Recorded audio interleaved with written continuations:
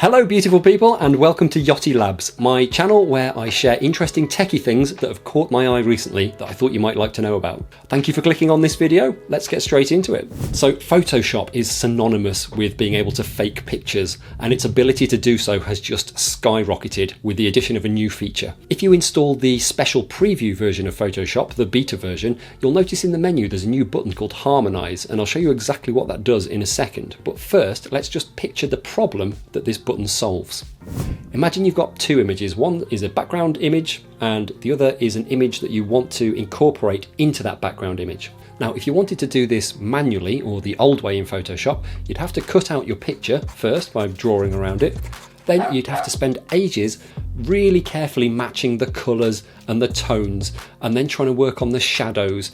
Even after a load of fiddling, it's really hard to make something look like it belongs in another picture. So you can see on this example that I've been playing around with as we go along that it's pretty obvious that that dog's not on that beach. My cutting out's pretty terrible, and the light's in a different direction, and I've done a pretty shoddy job of the shadows. We'll come back to that in a second and we'll see what the Harmonize button does, but first I want to show you the Harmonize feature on a brand new picture so you've got no preconceptions of how it looks. Let's start with this really nice picture of a promenade next to the seaside. So it's taken at the golden hour, the sun's just setting, it's really atmospheric, really warm colours. Then let's take this really nice looking car. So you can see the lighting's completely different. This has been taken indoors and it's got lights shining on it from above which casts a heavy shadow underneath. It's a very different scenario from the beach picture.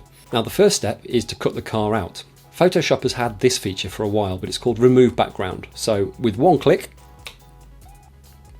it's cut the car out for us. Now we'll just position the car and we'll scale it a little bit, and then we press the magic button, Harmonize. So it just takes a short while because it sends all the pictures off to Adobe's cloud servers where it does all the processing for you. So you don't need to have a powerful computer. And then when it's done, just look at that. It gives you three options to cycle through to see if any of them look better than the others. It's completely relit the car and it's completely remade the shadows underneath it based on the lighting in the original picture. Let's just jump back to that beach with the dog. We'll use the remove background again to quickly snip the dog out. And then we'll press the Harmonize button. And bam, look at that. One dog on a beach. Lighting looks a lot better, the colours match, shadow looks fantastic.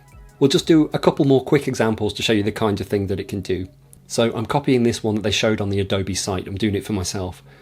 We'll start off with this empty swimming pool and we'll put this rather fetching flamingo inflatable on it. When we press Harmonize on this, you can see not only has it changed the colours and the lighting and the shadows, but it's given it a reflection in the water. How cool is that?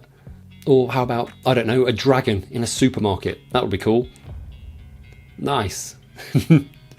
So just another tool that will make us not believe our own eyes. As you probably guessed, it works using artificial intelligence. It's been trained on so many pictures, it knows how all different objects should look in certain situations. So it's able to get the meaning from the picture and apply everything that it needs from things that it's seen before, what it's been trained on.